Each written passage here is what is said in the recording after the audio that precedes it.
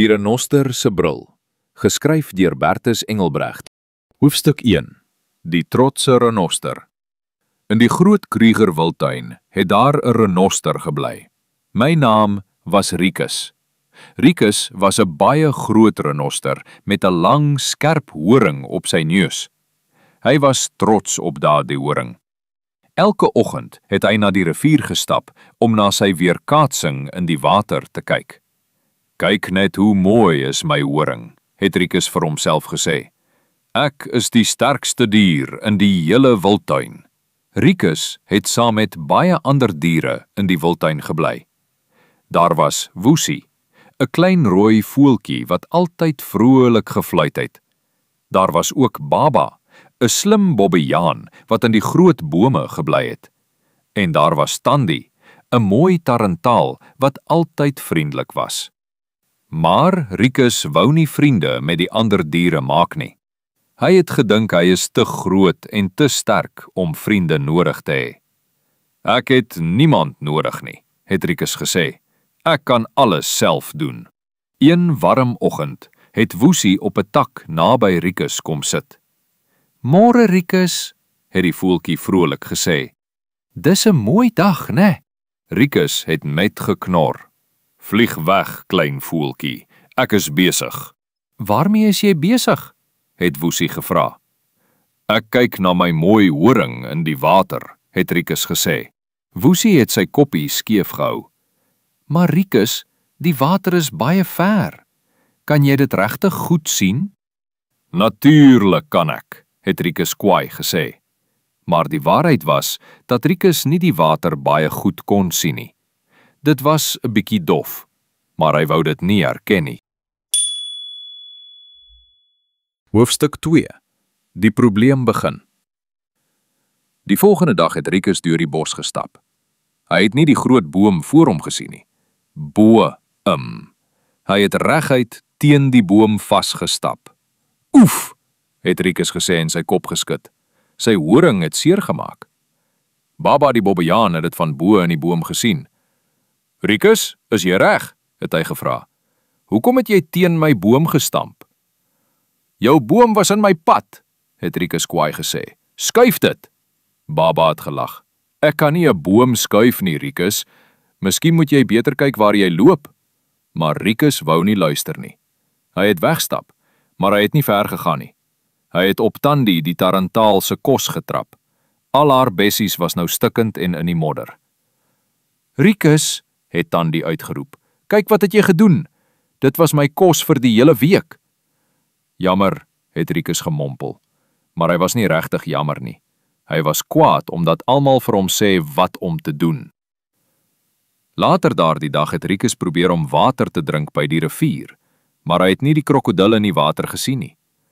Net betyds het die krokodil weggeswem, maar Rikus het so groot geskrik dat hy agteruit gehardloop het.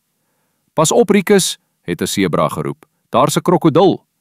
"Ek het hom gesien," het Rikus gelieg, maar hy het hom nie gesien nie. Hy het net die water gesien en dit was ook dof. Hoofstuk 3. Die groot chaos. Die derde dag was nog erger. Rikus het probeer om blare van 'n boom te eet, maar hy het die boom gemis en teen 'n rots probeer kou. Sy tande het seer gemaak. Toe het hy probeer om saam met die ander renosters te wy, maar hy het nie gesien waar hulle was nie. Hy het in die verkeerde rigting geloop en alleen in die veld beland. "Rikus, ons is hier," het een van die renosters geroep. Rikus het omgedraai, maar hy het steeds nie geweet waar die stem vandaan kom nie. Hy was te trots om te vra. Daardie middag het die ergste ding gebeur. Die diere het almal by die groot boom bymekaar gekom vir 'n vergadering. Olifant, die wyse leier, wou met almal praat oor die reëns wat kom. Rikus het ook probeer om by die vergadering te kom, maar hy het nie die ander diere goed gesien nie. Hy het reguit deur die groep gehardloop. "Pas op," het die dassies geskreeu. "Kyk uit," het die apies geroep. Maar dit was te laat. Rikus het deur almal gehardloop. Diere het in alle rigtings gespring. Sommige het in die bome geklim, ander het in die bosse weggekruip. olifant het sy slurp opgelig. "Stop, Rikus," het hy met sy groot stem gesê. Rikus het gestop. Hy het rondgekyk, maar hy kon nie sien hoeveel chaos hy veroorsaak het nie. Al wat hy kon sien was dof kolle oral. Hoofstuk 4. Die plan. Fusie die voeltjie en Baba die bobbejaan het na mekaar gekyk. "Ons moet iets doen," het Fusie gesê. "Rikus gaan iemand seermaak, of homself." "Maar hy wil nie luister nie," het Baba gesê. "Hy is te trots." "Dan moet ons 'n plan maak," het Fusie gesê. "Kom ons help hom sonder dat hy weet ons help hom." Die twee vriende het lank gesit en dink. Toe kry Baba 'n idee. "Ek weet," het hy gesê. "Jy kan op sy kop sit, Fusie. Jy kan sy oë wees. As daar gevaar kom, fluit jy." "Maar hy sal my wegjaag," het Fusie gesê. "Nie as hy nie weet jy is daar nie," het Baba slim gesê. "Jy is so lig, hy sal jou nie voel nie, en ek sal hom afleiding gee." Die volgende oggend het die plan begin. Baba het na Rikus gestap. "Hallo Rikus," het Baba hard geroep. "Ek het gehoor jy is die sterkste renoster in die wildtuin." Rikus het sy kop opgelig. Hy het van komplimente gehou. "Ja, dit is waar," het hy gesê. Terwyl Rikus met Baba praat, het Fusie saggies op sy kop gaan sit, reg tussen sy ore. Rikus het niks gevoel nie. "Kom wys my hoe sterk jy is," het Baba gesê. "Kan jy daardie groot klip daar stoot?" Rikus het begin stap, maar daar was 'n boom in die pad. Fusie het vinnig gefluit, een keer links. Rikus het outomaties links gedraai om die boom te mis. "Mooi so," het Baba gesê. Rikus het gedink Baba praat van sy krag, maar Baba was bly die plan werk. Die hele dag het Fusie op Rikus se kop gesit. Hy het gefluit wanneer daar gevaar was. 1 fluit links, 2 fluite regs. 'n Lang fluit beteken stop. Rikus het gedink hy sien baie beter. Hy het geen bome gestamp nie. Hy het nie op ander diere se kos getrap nie. Hy was so bly. Hoofstuk 5. Die waarheid. Maar die volgende dag het Fusie siek geword. Hy kon nie op Rikus se kop sit nie. "Wat gaan ons nou maak?" het Fusie bekommerd gevra. "Ons moet vir Rikus die waarheid vertel," het Baba gesê. Hulle het na Rikus gestap, maar net toe hulle daar kom, het iets vreesliks gebeur. Rikus het 'n groot gat in die grond gesien. Nee, wag, dit was nie 'n gat nie. Dit was 'n struik, 'n wildvanger se struik. Maar Rikus het dit te laat gesien. Hy het probeer stop, maar hy het in die struik geval. Daar was toue om sy pote. "Help!" het Rikus geroep. "Iemand, help my asseblief!" Fusie en Baba het vinnig nader gehardloop. "Rikus, ons is hier," het Baba gesê. "Ons sal jou help." "Maar hoe?" het Rikus gevra. Die toue was te sterk vir Baba om te breek en Fusie was te klein. Toe kry Fusie 'n idee. "Wag hier," het hy gesê en weggevlieg. 'n Paar minute later het hy teruggekom met Tandi die tarantaal en ook met Knoffie, 'n groot krokodil.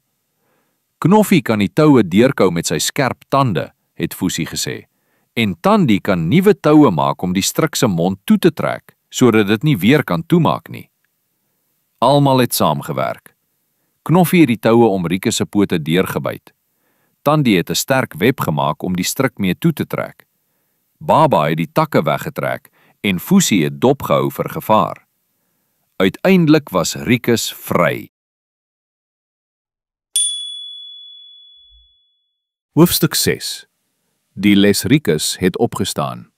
Sy pote was seer, maar hy was veilig. Hy het na die diere gekyk wat hom gehelp het.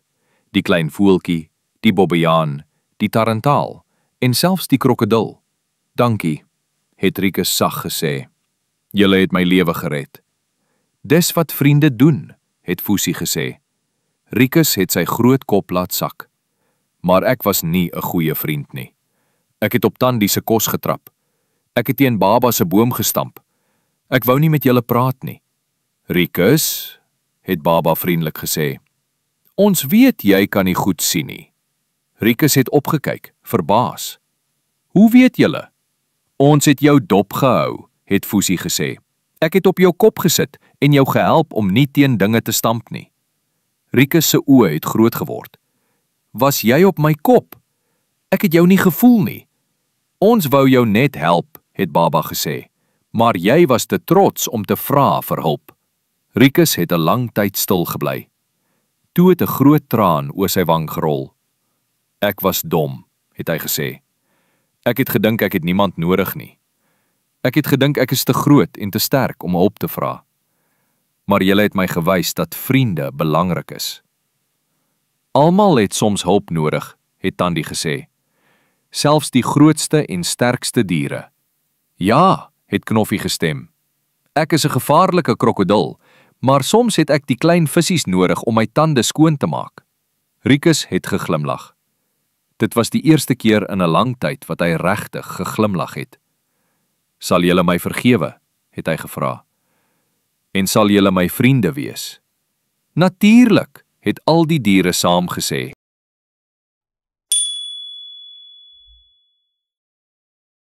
Hoofstuk 7. Nuwe begin. Van daardie dag af was alles anders. Rikus het geleer om hulp te vra. Elke oggend het Fusie op sy kop gesit om hom te help sien. Rikus was nie meer skaam nie. Hy het trots gevoel dat hy so 'n goeie vriend het. Baba het Rikus geleer om na die geluide van die bos te luister. As jy nie kan sien nie, gebruik jou ore, het Baba gesê. Tandi het vir Rikus 'n spesiale web gemaak wat hy kon gebruik om te voel waar hy loop. Sy het dit tussen 2 stokke gemaak sodat Rikus dit voor hom kon hou. En Knoffie? Wel, Knoffie het by die rivier gewag om Rikus te waarsku waar die water begin. Die ander diere in die wildtuin het gesien hoe Rikus verander het. Hy was nie meer die trotse alleen renoster nie. Hy was nou 'n vriendelike renoster wat ander gehelp het. Eendag het 'n jong renosterkalfie na Rikus gekom. Oom Rikus, het die kalfie gesê, ek kan ook nie goed sien nie. Ek is bang die ander diere sal vir my lag. Rikus het sy groot kop na die kalfie gedraai. Kom hier klein vriend, het hy gesê. Laat ek jou iets vertel. Dit is nie swak om hulp te vra nie. Dit is slim. En dit is nie swak om vriende te hê nie.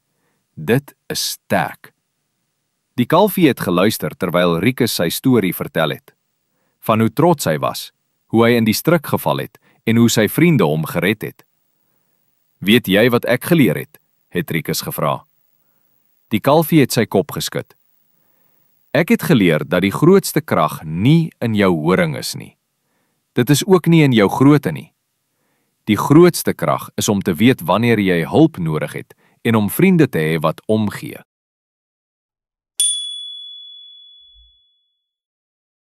Slot. En so het Rikus die renoster 'n nuwe lewe begin.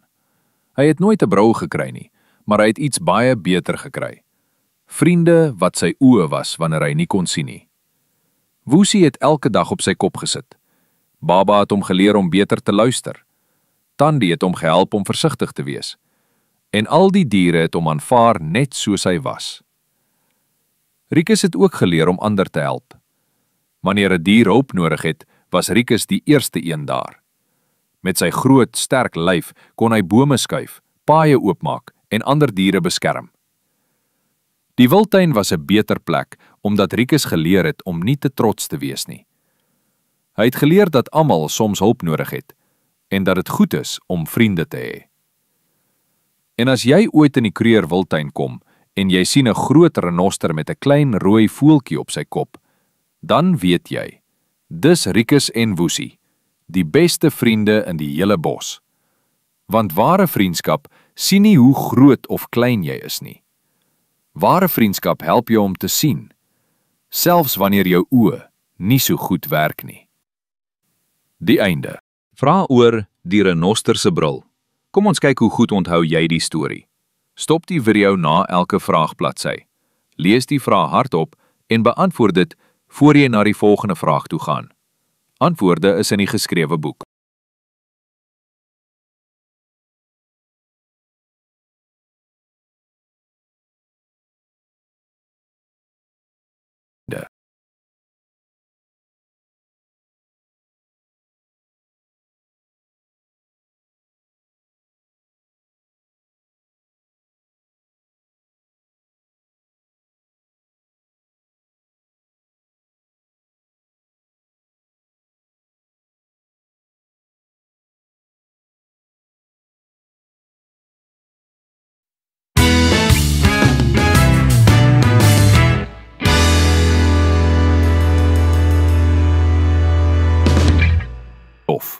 maar hy wou dit nie erken nie.